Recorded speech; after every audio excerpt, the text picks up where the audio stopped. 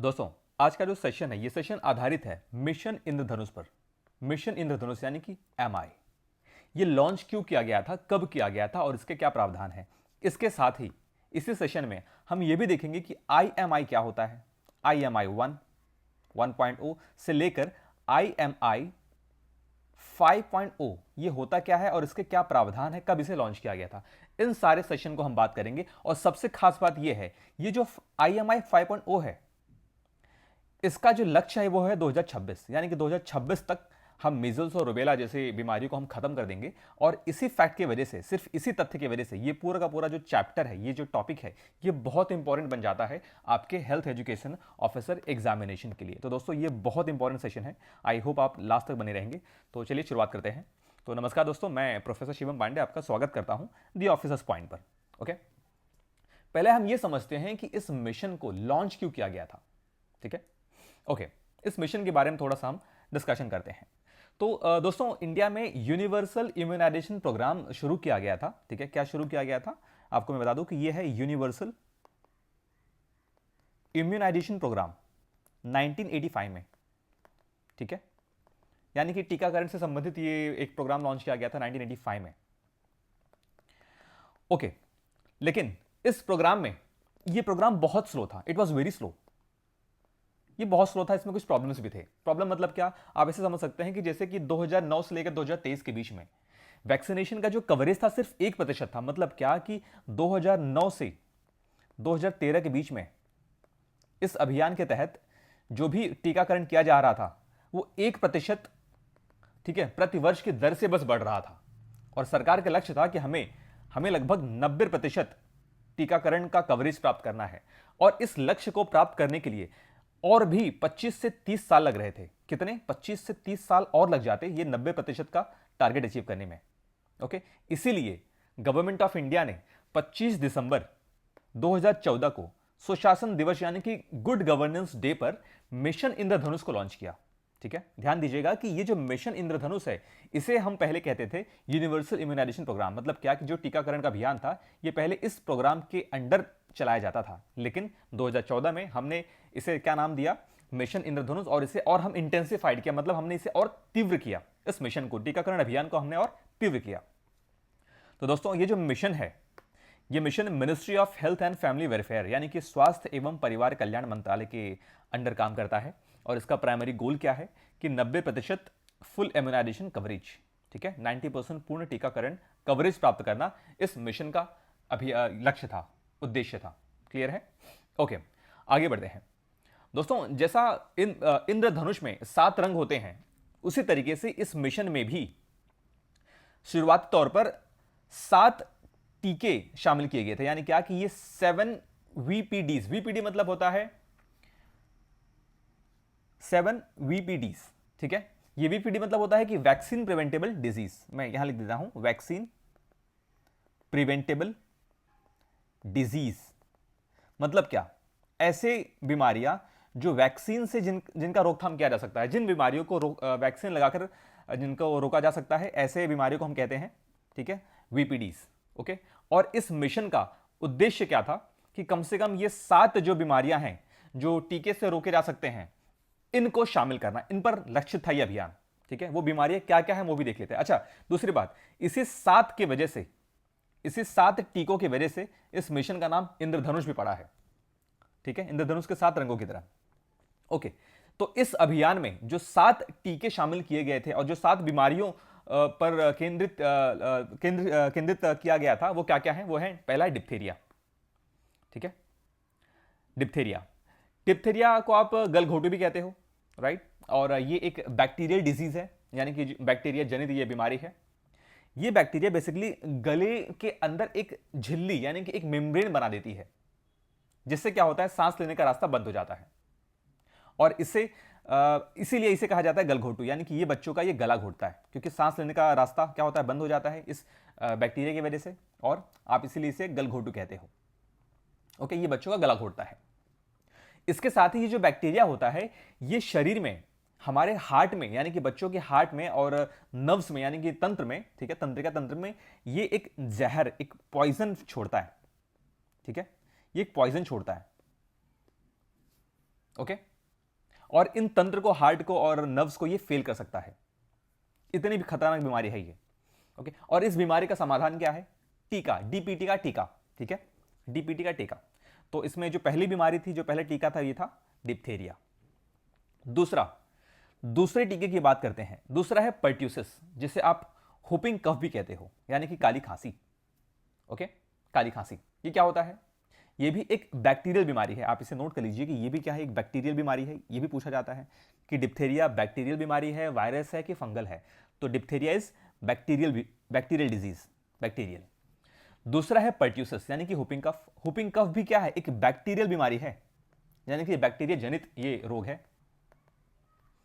Okay.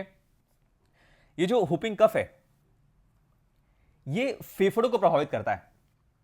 बच्चों के जो फेफड़े होते हैं, लंग्स होते हैं, ये उनको प्रभावित करता है।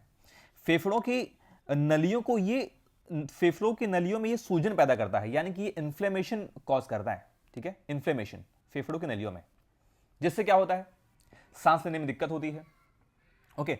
और सांस लेने के समय बच्चों से एक हुप हुप की आवाज आती है, और यही कारण है इसे हम कहते हैं हुपिंग कफ। ठीक है, ओके। इससे बच्चों का चेहरा भी ना लाल हो जाता है। क्यों? क्योंकि ब्लड फ्लो उनका फेस पे नहीं आ पाता है, उनको सांस लेने में बहुत दिक्कत होती है, और खांसी की वजह से उनके चेहरे लाल हो जाते हैं। ठीक है, ओके। इसका समाधान क्या है? अगेन इसका समाधान क्या है? डीपीटी, डीपीटी का टीका। ओके। उसके बाद जो तीसरी बीमारी है, जो तीसरा टीका है, वो क्या है? यह है टिटेनस। ये बहुत खतरनाक बीमारी है। ठीक है, ये बहुत सामान्य लेकिन बहुत खतरनाक बीमारी है ये। ओके। ये भी क्या है? एक बैक्टीरियल डिजीज है, यानी कि बैक्टीरिया जनित बीमारी है ये। ओके। ये भी क्या है? एक बैक्टीरियल बीमारी है, जो मिट्टी में या जंग लगे लोहे में होता है। ये जो बैक्टीरिया पाई जाती है, ये तो ये मिट्टी में आपको मिलेगा, या तो जंग लगे हुए लोहे में मिलता है। और घाव के माध्यम से, चोट के माध्यम से ये हमारे शरीर में ये एंटर करता है, प्रवेश करता है, और हमारे जो मसल्स है उसको तोड़ कर रख देता है। पूरे मसल में ये अकड़न लाता है ये। इसके साथ ही जो जबड़ा है, जबड़े को लॉक कर देता है, यानी कि जबड़ा आपका क्या हो जाएगा? लॉक हो जाएगा। और इसीलिए इसे हम लॉक जॉ डिजीज भी कहते हैं। टिटेनस को क्या कहते हैं? लॉक जॉ, यानी कि जबड़े को ये लॉक कर देता है। ये बहुत इंपॉर्टेंट फैक्ट है, ये भी एग्जाम में पूछा गया है। ठीक है, कि कौन सा लॉक जॉ डिजीज है? तो वो है टिटेनस। इसमें शरीर जो है वो धनुष के आकार का बन जाता है, एक टेढ़ा बन जाता है, जो हमारी पूरी जो ये हड्डियां हैं, ठीक है, और मसल से अकड़ जाती है ये काफ़ी खतरनाक है। इसका समाधान क्या है? कि जब भी चोट लगे आपको, अगर चोट लगती है, घाव लगती है, या किसी लोहे से चोट लग जाती है, तो आपको तुरंत 24 घंटे के अंदर एक टिटेनस का आपको इंजेक्शन लगाना चाहिए। ठीक है, ओके। तो ये टीका भी शामिल है इस मिशन इंद्रधनुष में। इसके बाद जो चौथा है वो है पोलियो। पोलियो के बारे में आप जानते हैं, पोलियो क्या है? एक वायरल बीमारी है। ये तीनों क्या थी? बैक्टीरियल थी, लेकिन जो पोलियो है ये है वायरल डिजीज। ये वायरल है, यानी कि ये विषाणु जनित रोग है। ठीक है, इसमें बेसिकली होता क्या है? ये गंदे पानी और गंदे खाने से फैलता है, जो हमारे स्पाइनल कॉर्ड को डिस्ट्रॉय कर देता है। स्पाइनल कॉर्ड यानी कि जो रीढ़ की हड्डी होती है, उसके सेल्स पे को प्रभावित करता है ये। ठीक है, जिसके वजह से परमानेंट पैरालिसिस हो जाती है। राइट, परमानेंट यानी कि आप कह सकते हैं कि स्थायी लकवा। और खासकर ये इसमें क्या होता है? जो पैर होता है, पैर की हड्डी होती है, वो प्रभावित होती है, और एक पैर कमजोर हो जाता है, उसमें लकवा मार देता है। ओके। और इसका उपाय क्या है? समाधान क्या है?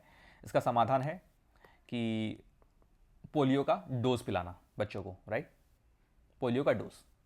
हालांकि जो इंडिया है अभी ये पोलियो फ्री बन चुका है। इसका मतलब ये है कि अब नए केसेस पोलियो के नहीं आ रहे हैं। ठीक है, ओके। और हमने एक स्टेबिलिटी हासिल कर लिया है, और इस स्टेटस को बनाए रखना भी जरूरी है। राइट, तो पोलियो रहा पोलियो। और पांचवा जो बीमारी है, जो टीका है, ये है ट्यूबरक्लोसिस, टीबी का टीका। राइट, टीबी ये भी क्या है? ये एक बैक्टीरियल बीमारी है। बैक्टीरियल यानी कि जीवाणु रहित ये बीमारी है, जीवाणु जनित ये बीमारी है।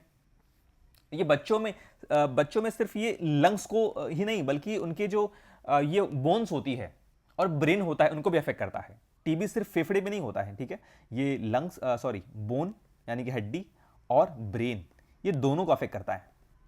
ठीक है, ब्रेन में मैंने आपको बताया था कि ब्रेन में एक कवरिंग पैदा कर देता है। ठीक है, ब्रेन के ऊपर, जिसे आप मेनिंजाइटिस कहते हो। ओके, ये मेनिंजाइटिस क्या होता है? दिमाग की बीमारी होती है, बुखार होता है, लगातार बुखार आते रहता है।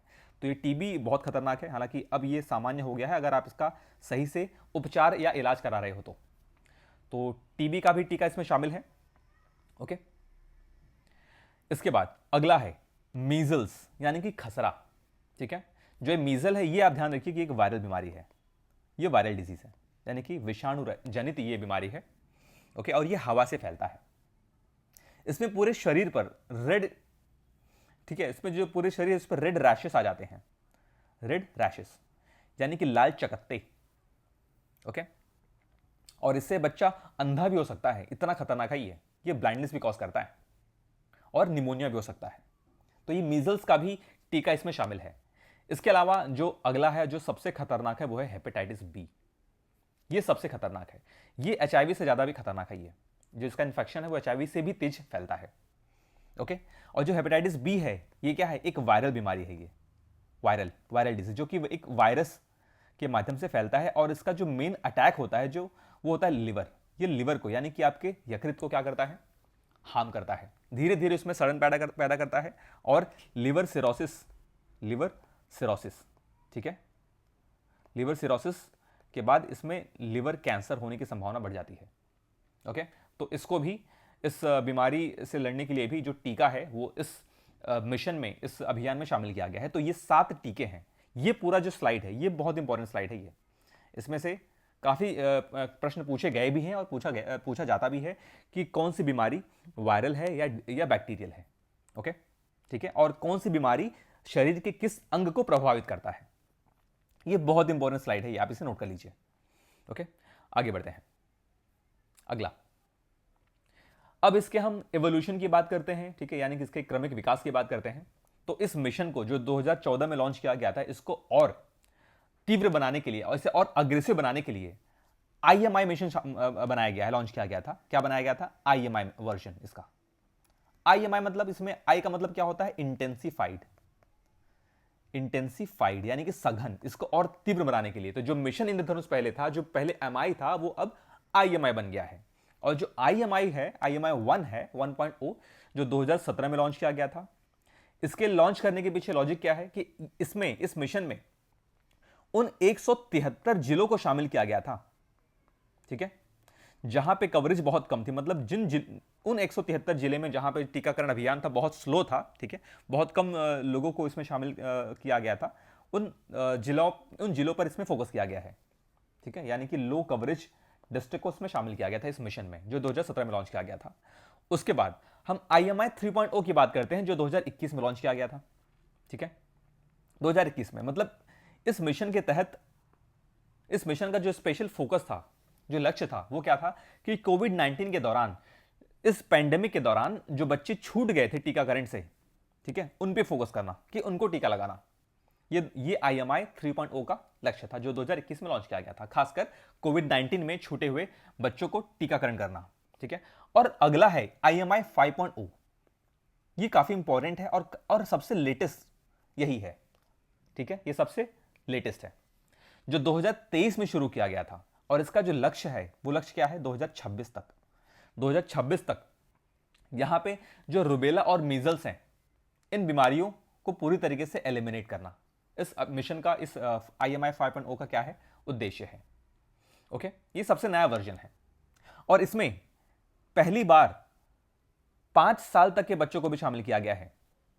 इसमें पहली बार 5 साल तक के बच्चों को शामिल किया गया और गर्भवती महिलाओं का टीकाकरण करना इसका उद्देश्य है, ठीक है। और ये जो अभियान है, ये खासकर किसके लिए बनाया गया है, रुबेला और खसरा को खत्म करने के लिए, इस पर ही केंद्रित है। और इसमें सिर्फ 7 नहीं, इसमें 12 वैक्सीन शामिल किए गए हैं, 12 वैक्सीन, ठीक है। हमने अब तक क्या देखा कि मिशन इंद्रधनुष में 7 वैक्सीन शामिल थे, लेकिन अब यहां पे आईएमआई 5.0 तक आते आते इसमें टोटल 12 वैक्सीन आ चुके हैं। 12 मतलब उसमें क्या क्या है, ठीक है, जैसे कि रोटा वायरस का वैक्सीन है, रोटा वायरस डायरिया, ठीक है, हीमोफिलिस, और इसके अलावा जैपनीज इंसेफ्लाइटिस है ना, जेई जो बहुत कॉमन है यूपी में, जेई यानी कि जैपनीज इंसेफ्लाइटिस। इन सभी बीमारियों के टीकों को इसमें शामिल किया गया है, राइट। तो ये है आईएमआई 5.0 यानी कि इंटेंसिफाइड मिशन 5.0 यानी कि सघन इंद्रधनुष अभियान 5.0। ओके, अब आगे बात करते हैं। अब जो पूरा सिस्टम है, अब हम बात करते हैं डिजिटल रेवोल्यूशन यानी कि एक डिजिटल क्रांति की, जिसे आप यू विन कहते हो। यू विन ये एक प्लेटफॉर्म है, ये एक सरकारी प्लेटफॉर्म है, ठीक है। इस प्लेटफॉर्म के जरिए हम क्या करते हैं, हम ट्रैकिंग करते हैं। यू विन पोर्टल के जरिए हम क्या करते हैं, ट्रैकिंग करते हैं और रियल टाइम मॉनिटरिंग करते हैं। मतलब क्या समझते हैं, इसमें हम प्रेग्नेंट वेमेन और चिल्ड्रन का, जो प्रेग्नेंट गर्भवती महिलाएं हैं और बच्चे हैं, उनका हम एक डिजिटल रिकॉर्ड रखते हैं, ठीक है। उनका हम क्या रखते हैं, डिजिटल रिकॉर्ड रखते हैं कि इस महिला को कितना महीना हुआ गर्भवती हुए और किस महिला को कौन सा ये बेबी कब पैदा हुआ है, क्या उन बेबीज़ को, उन बच्चों को टीका लगाया गया है या नहीं। इसके साथ ही हम इसमें रियल टाइम मॉनिटरिंग भी करते हैं। मतलब क्या कि इसमें जो ड्रॉप आउट्स हैं, जो मतलब कि जो छूट गए हैं, जिन्होंने बीच में ही टीका छोड़ दिया है, अधूरे छोड़ दिया है टीकाकरण को, ठीक है, उन पे हम नजर रखते हैं और उनको हम पूरा सफल टीकाकरण कराते हैं, ठीक है। उन बच्चों को हम इस अभियान में, उन बच्चों और गर्भवती महिलाओं को हम इस अभियान में शामिल करते हैं। मतलब क्या कि हम क्या करते हैं, ऑनलाइन तरीके से इसको ट्रैक कर रहे हैं और उस ट्रैकिंग के बाद जो बच्चे छूट गए हैं या जो गर्भवती महिलाएं छूट गई हैं, हम उनका टीकाकरण करते हैं, ठीक है, ऑनलाइन तरीके से, यानी कि डिजिटल तरीके से। तो यू विन प्लेटफॉर्म आप याद रखिए कि अब ये क्वेश्चन पूछा जा सकता है कि यू विन प्लेटफॉर्म किससे संबंधित है। ये है मिशन इंद्रधनुष से संबंधित, यानी कि टीकाकरण अभियान से संबंधित ये प्लेटफॉर्म है यू विन। ओके, इसके बाद रणनीति क्या है, ठीक है। रणनीति क्या होती है कि और इसे हम माइक्रो प्लानिंग, ठीक है, माइक्रो तरीके से हम प्लानिंग करते हैं। मतलब क्या कि हम उस हाई रिस्क एरियाज को, यानी कि जो स्लम एरियाज हैं, जो मलिन बस्ती है, और नोमैड्स यानी कि जो खानाबदोश जनजातियां हैं, ठीक है, उनको हम आइडेंटिफाई करते हैं, ओके, और वहां पे टीकाकरण अभियान को खासकर क्या किया जाता है, कार्यान्वित किया जाता है, ओके, ताकि ये जो मरीन बस्तियां होती हैं और जो ये खानाबदोश जनजातियां होती हैं, ये ज़्यादातर छूट जाती हैं इस अभियान से, ठीक है। तो हम क्या करते हैं, इन पे हम विशेष ध्यान देते हैं।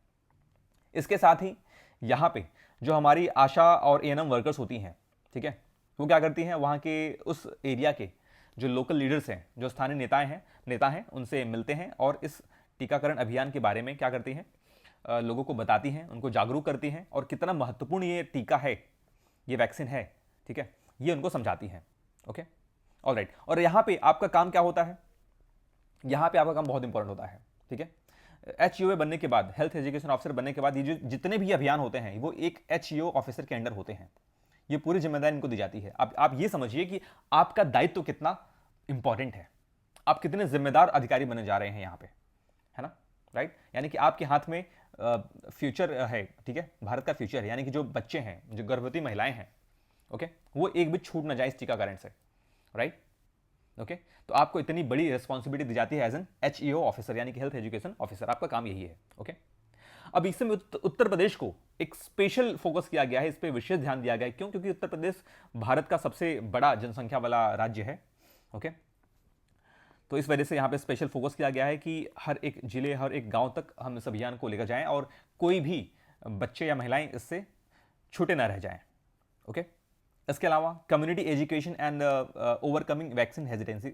बहुत बार कैसा होता है कि जो लोग होते हैं उनको इन टीकों के बारे में जानकारी नहीं होती है, ठीक है, और कुछ अफवाह फैलता है कि ये टीका लगाने से लोगों की जान जा रही है, लोग मर रहे हैं, राइट। तो इस वजह से डर फैल जाता है, लोग टीकाकरण करने से बचते हैं, डरते हैं। तो उनको भी समझाना, उनको मनाना कि भाई ये जो टीकाकरण है ये आपके बेनिफिट के लिए है, ठीक है, आपके जो बच्चे हैं वो स्वस्थ पैदा होंगे, उनको कोई बीमारी नहीं होगी, राइट। उनको ये समझाना, ये बहुत इंपॉर्टेंट है, ये काम है, ये प्रोफाइल है हेल्थ एजुकेशन ऑफिसर का, राइट। तो एज एन HEO ऑफिसर आपकी ये बहुत महत्वपूर्ण भूमिका होती है, ठीक है।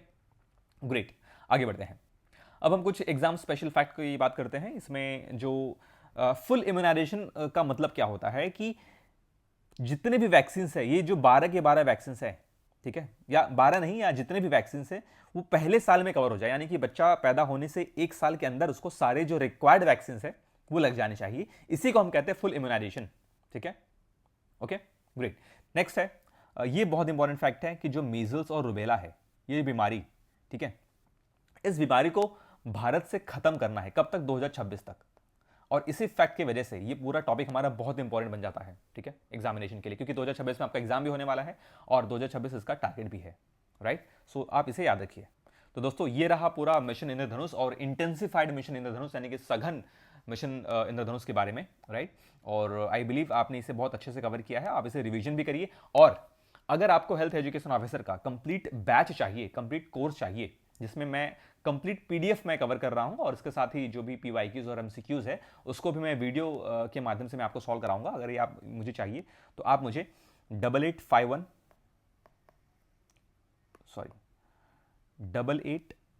8851427835 पर व्हाट्सएप कर सकते हैं या तो टेलीग्राम पर मुझसे जुड़ सकते हैं। ठीक है, इस कोर्स के बारे में आप मुझसे कांटेक्ट कर सकते हैं। तो दोस्तों आई बिलीव ये सेशन आपको समझ में आया, तो मिलते हैं अपने अगले सेशन में, तब तक के लिए जय हिंद।